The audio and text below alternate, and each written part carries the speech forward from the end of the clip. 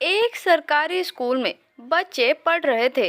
धीमी धीमी बारिश की बूंदें जमीन पर बरस रही थी।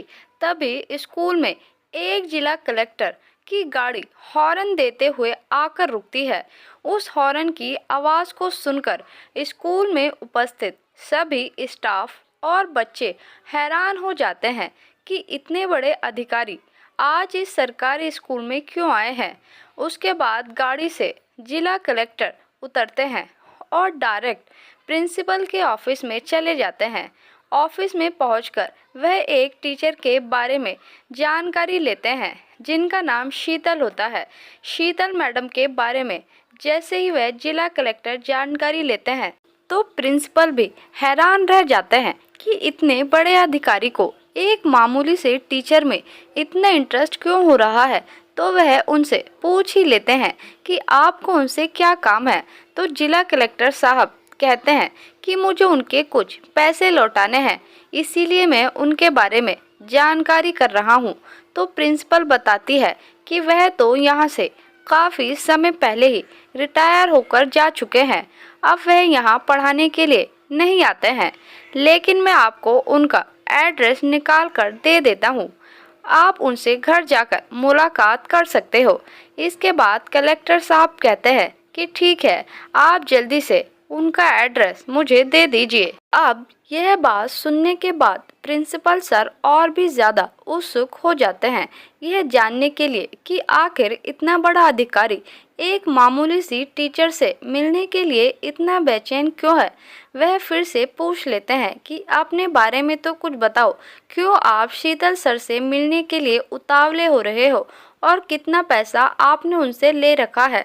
तो इसके बाद जो जिला कलेक्टर होते हैं वह कुर्सी पर बैठ जाते हैं और अपनी कहानी प्रिंसिपल सर को बताने लगते हैं। वह बताते हैं कि सर, कुछ सालों पहले मैं भी इसी स्कूल में पढ़ा करता था।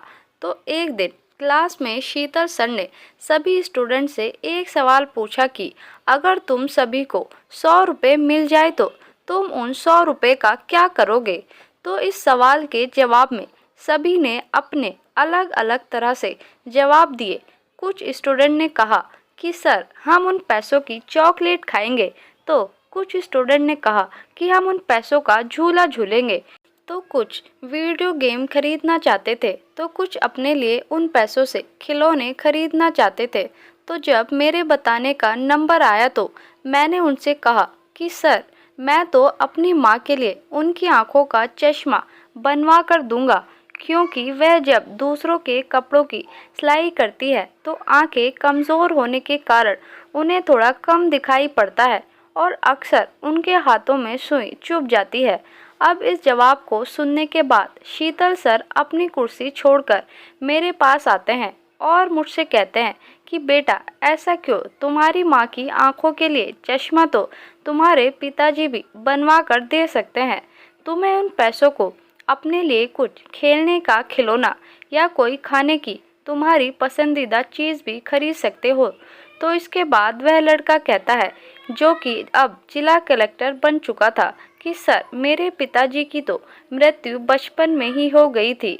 पिताजी के गुजरने के बाद मेरी माँ ने मेरा पालन पोषण किया और मेरी माँ ही मुझे पढ़ा लिखा रही है। वह दूसरे के घरों में काम करके और कपड़ों की सिलाई करके मेरा खर्चा पूरा करती है।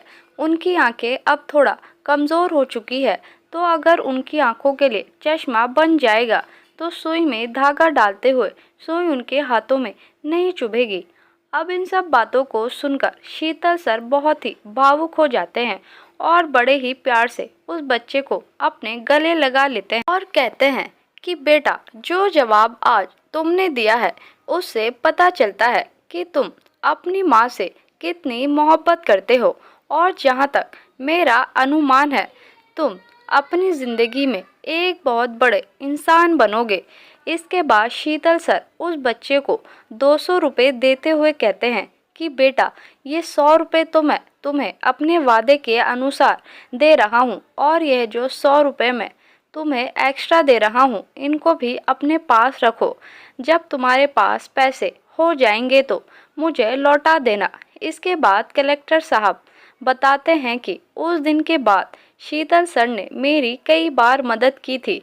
जब स्कूल में फ्री की ड्रेस मिला करती और मुझे फ्री में पढ़ाने की किताबें भी दिला दिया करते थे। कभी कभी मुझे पहनने के लिए जूते भी दिला दिया करते थे। उनके बहुत ही एहसान है मुझ पर।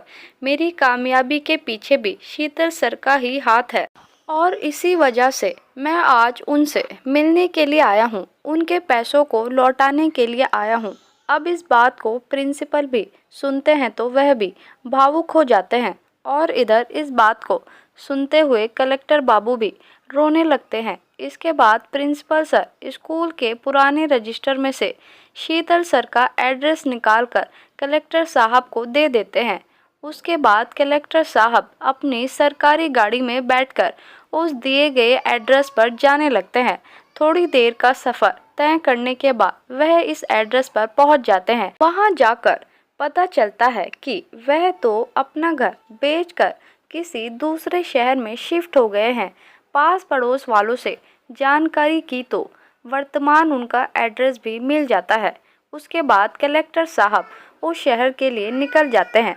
थोड़ी देर के बाद वह उस शहर में भी पहुंच जाते हैं और बताए हुए एड्रेस के मुताबिक एक घर का दरवाज़ा खटखटाते हैं तो अंदर से एक लड़का बाहर आकर बोलता है कि जी बताइए, आपको किससे मिलना था। उसके बाद कलेक्टर साहब कहते हैं कि मुझे शीतल सर से मुलाकात करनी थी। अब इस बात को सुनकर शीतल सर का लड़का हैरान हो जाता है। वह सोचने लगता है कि आखिर इन्हें पिताजी से क्या काम हो सकता है, क्योंकि शीतल सर का लड़का बिल्कुल भी अच्छे स्वभाव का नहीं होता है। उसने अपने पिताजी को घर से निकालकर एक आश्रम में छोड़ दिया था। वह खुद अपनी पत्नी और बच्चों के साथ इस घर में रहता था, लेकिन अपने पिताजी को एक आश्रम में छोड़ रखा था। करीब 4 साल से वह अपने पिताजी से मिला भी नहीं था। उसे कोई खबर नहीं थी कि पिताजी अब कैसे हैं, जिंदा भी है या नहीं। तो वह पूछता है, आपको बाबूजी से क्या काम है, आपको उनसे क्यों मिलना है। तो कलेक्टर साहब कहते हैं कि मुझे उनके कुछ पैसे लौटाने हैं और इसी सिलसिले में मैं उनसे मिलना चाहता हूँ। तो पैसों की बात सुनकर उसके दिल में लालच आ जाता है। वह कहता है कि जो कुछ भी पैसे हैं आप मुझे दे दीजिए, मैं उन पैसों को उन्हें दे दूंगा। मैं उनका इकलौता बेटा हूँ। लेकिन कलेक्टर साहब उसकी कोई बात नहीं सुनते और जिद करते हैं कि मुझे सच सच बताओ, वह फ़िलहाल कहाँ रहते हैं। तो फिर शीतल सर का बेटा सच्चाई को उगल देता है कि उसने अपने पिता को एक वृद्ध आश्रम में छोड़ रखा है। अब कलेक्टर साहब उनके नालायक बेटे से वृद्ध आश्रम का पता पूछते हैं और तुरंत आश्रम पहुंच जाते हैं। वहां पहुंचकर वह आश्रम के मैनेजर से बातचीत करके शीतल सर के बारे में पूछताछ करते हैं और उन्हें शीतल सर के कमरे का नंबर पता चल जाता है। कलेक्टर साहब अपने सिक्योरिटी गार्ड को वहीं रोककर खुद अकेले ही उस कमरे में जाते हैं। वहां जाकर देखते हैं कि शीतल सर कमरे में एक बेड पर लेटे हुए हैं। उन्हें देखकर ही लग रहा था कि वह कितने बीमार हैं और कितने कमज़ोर हो गए हैं। अब उनके पास जाकर कलेक्टर साहब उनके पैरों को छूते हैं तो शीतल सर कहते हैं कि बेटा कौन हो तुम, मैंने तुम्हें पहचाना नहीं, यहाँ मुझसे मिलने क्यों आए हो। इतना कहते हुए वे बिस्तर से उठकर बैठ जाते हैं। तो कलेक्टर साहब कहते हैं कि सर मेरा नाम अनमोल है और मैं एक समय था जब मैं आपके पास सरकारी स्कूल में पढ़ा करता था। तो शीतल सर अपने दिमाग पर थोड़ा जोर डालते हैं। उनकी याददाश्त अब थोड़ी कमज़ोर हो चुकी थी, लेकिन वो उसे पहचान जाते हैं कि ये वही लड़का है जिसको मैंने 200 रुपये दिए थे इसकी माँ की आंखों का चश्मा बनवाने के लिए। तो वह एकदम से कहते हैं कि अच्छा बेटा, तुम वही अनमोल हो जिसको मैंने एक बार 200 रुपये दिए थे और कहा था कि इनमें से 100 का चश्मा बनवा लेना और 100 अपने पास रखना। जब तुम्हारे पास पैसे होंगे तो मुझे लौटा देना। कलेक्टर साहब कहते हैं, आपने कई दफ़ा मेरी इसी तरह से सहायता की थी और मैं आज आपके उन्हीं पैसों को लौटाने के लिए आया हूँ। अब इस बात को शीतल सर सुनते हैं तो उनकी आंखें नम हो जाती है और आंखों से आंसू की लड़ी टपकने लगती है। शीतल सर को रोता देख अनमोल थोड़ा सा हैरान रह जाता है। तो वह उनसे पूछता है कि सर आप ऐसे क्यों रो रहे हो। उसके बाद शीतल सर अपनी आप बीती अनमोल को बताते हैं और साथ ही अपनी पूरी कहानी कलेक्टर अनमोल को बताने लगते हैं। वह बताते हैं कि बेटा उस समय मैंने तुम्हें सिर्फ 200 रुपये ही दिए थे, जो कि तुम्हें आज इतने समय के बाद भी याद है, और एक मेरी अपनी सगी औलाद है जिसका मैंने पालन पोषण किया। अपने पिता होने का फर्ज मैंने बखूबी निभाया, लेकिन फिर भी उसे मेरी कोई कदर ना हो सकी। वह मेरी भावनाओं के साथ खेलता रहा और मुझे यहाँ पर वृद्ध आश्रम छोड़कर चला गया। और एक तुम भी किसी माँ के बेटे हो जिसको मैंने पैसे दिए थे, तो जो तुम आज उन पैसों को लौटाने के लिए यहाँ आए हो। अब अनमोल उनके आंसुओं को साफ करते हुए उन्हें दिलासा देता है। तो शीतल सर अनमोल से उसका हाल चाल लेते हैं और पूछते हैं कि बेटा अब तुम करते क्या हो। तो अनमोल बताता है कि सर मैंने आगे भी अपनी पढ़ाई को जारी रखा और मेहनत करके अपनी फीस को जमा करता रहा। मैंने मजदूरी की थी, खूब लगन के साथ पढ़ाई की और आज एक जिला कलेक्टर बन गया हूँ। अब शीतल सर यह बात सुनते हैं तो अनमोल की पीठ थपथपाते हुए कहते हैं कि शाबाश बेटा, तुमने बहुत अच्छा काम किया जो अपनी पढ़ाई को जारी रखा और एक कामयाब इंसान बन गए हो। अब इसके बाद दोनों बहुत देर तक बात करते हुए वहीं बैठे रहते हैं। बातचीत खत्म करने के बाद जो अनमोल होता है वह शीतल सर से कहता है कि सर अब आप अपना सभी सामान पैक कर लीजिए और मेरे साथ चलिए। इस बात को सुनकर शीतल सर अचंभे में पड़ जाते हैं। वह पूछते हैं कि बेटा अनमोल, तुम मुझे यहाँ से वृद्ध आश्रम से कहाँ लेकर जाना चाहते हो। तो कलेक्टर साहब कहते हैं कि कहीं नहीं सर, आपको एक अच्छी जगह लेकर जा रहा हूँ जहाँ आपको होना चाहिए था। उसके बाद अनमोल वृद्ध आश्रम के मैनेजर से बात करके उन्हें वहाँ से लेकर अपनी गाड़ी में बैठा लेते हैं और सीधा अपने घर की तरफ को चल देते हैं। घर पहुंचते हैं तो दोस्तों कलेक्टर साहब का बहुत ही बड़ा एक घर होता है। घर के अंदर उनके 2 बच्चे रहते थे। जैसे ही उनकी गाड़ी का हॉर्न देते हुए गेट के बाहर आती है तो दोनों बच्चे बाहर भागते हुए आते हैं कि पापा आ गए, पापा आ गए। इसके बाद अनमोल अपनी गाड़ी से उतरता है और साथ में ही शीतल सर को भी गाड़ी से उतार लेता है और कहता है कि आज के बाद सर आपका यही अपना घर है। अब आप यहीं हमारे साथ रहोगे, ना कि वृद्ध आश्रम में। अब जैसे ही शीतल सर अनमोल के मुंह से इतनी बड़ी बात सुनते हैं तो हैरान रह जाते हैं और बहुत ज़्यादा भावुक हो जाते हैं। एक बार फिर से उनकी आंखों में आंसू आ जाते हैं। फिर कलेक्टर साहब उन्हें अपने गले से लगा लेते हैं और चुप कराते हैं। इतने में ही अनमोल की माँ और पत्नी भी बाहर आ जाती है। उसके बाद यह सब लोग शीतल सर को अंदर ले जाते हैं और अनमोल उन्हें अच्छे से नहलाता है और नए कपड़े पहनाकर उन्हें बहुत बढ़िया से अपने घर में रखता है। कलेक्टर साहब की माँ और उनकी पत्नी को शीतल सर के बारे में सब कुछ मालूम था कि कभी को इन्होंने हमारे बेटे की पढ़ाई में बहुत मदद की थी और माँ का चश्मा बनवाने के लिए भी 100 रुपये दिए थे। हर तरह से उन्होंने अनमोल की सहायता की हुई थी, तो इसीलिए माँ और पत्नी भी उनका बहुत मान सम्मान करती है। कलेक्टर साहब शीतल सर की बहुत ज़्यादा अच्छे से देखभाल करते हैं। उनके दोनों बच्चे उनके साथ खूब मौज मस्ती के साथ खेलते थे। धीरे धीरे उनका स्वास्थ्य भी ठीक हो जाता है क्योंकि सभी लोगों ने उन्हें बहुत प्यार और मान सम्मान दिया था। अब जब शीतल सर कभी अकेले में बैठकर अपने बेटे के बारे में सोचते और फिर इस बेटे के बारे में सोचते जिसको केवल कभी 100 रुपये देकर मदद की थी और आज उसने उन पैसों की कीमत को कुछ ऐसे अदा किया। जब भी वो इन सब बातों के बारे में सोचते तो उनकी आंखें भर आती थी। लेकिन कलेक्टर साहब ने उन्हें कभी भी ऐसी कोई बात महसूस नहीं होने दी। समय ऐसे ही बीतता गया। अब जो शीतल सर का लड़का होता है, वह जिस जॉब को करता था उसमें वह कुछ गड़बड़ी करने की वजह से उसके ऊपर केस दर्ज हो जाता है और उसे इस बात का भी पता था कि उसके पिताजी अब वृद्ध आश्रम में नहीं रहते, बल्कि एक कलेक्टर के घर में रहते हैं। वह अपने बचाव के लिए सीधा कलेक्टर साहब के घर पर पहुंचता है। वहां पहुंचने के बाद बाहर गार्ड से कहता है कि इस घर में मेरे एक बूढ़े पिताजी रहते हैं, मुझे उनसे मुलाकात करनी है।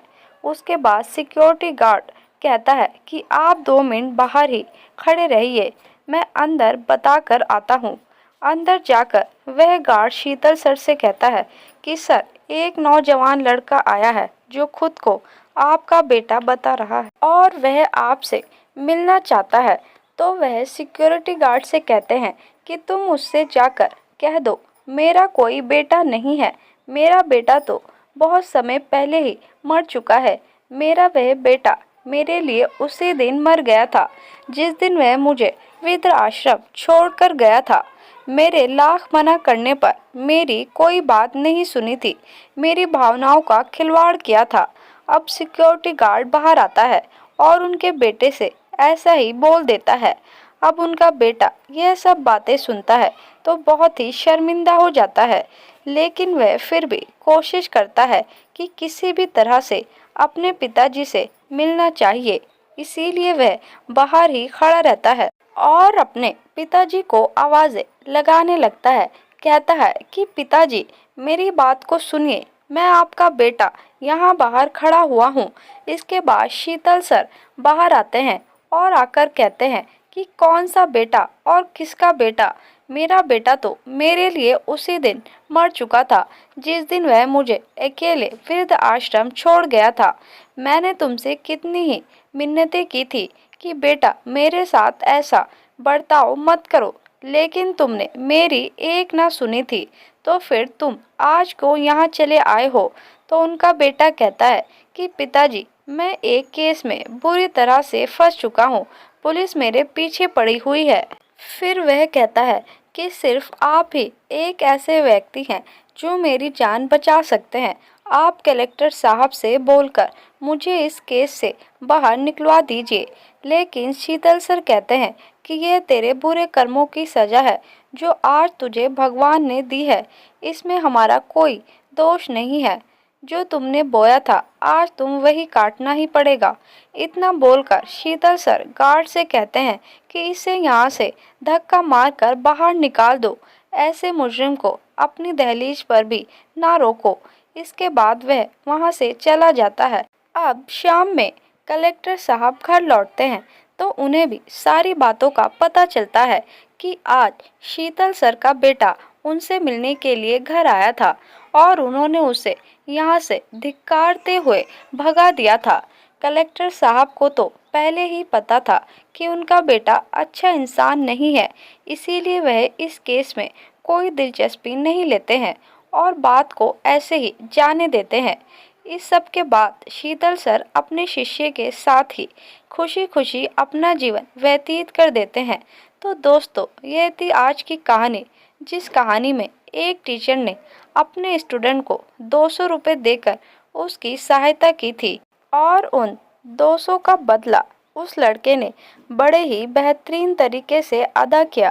आप क्या कहना चाहोगे इस कहानी के बारे में? नीचे कमेंट बॉक्स में हमारे साथ अपनी राय ज़रूर शेयर करें। अगर कहानी आपको ज़रा भी पसंद आई हो तो हमारे चैनल अलिस्बा वॉइस ओवर को ज़रूर सब्सक्राइब करें। तब तक के लिए दोस्तों, जय हिंद, जय भारत।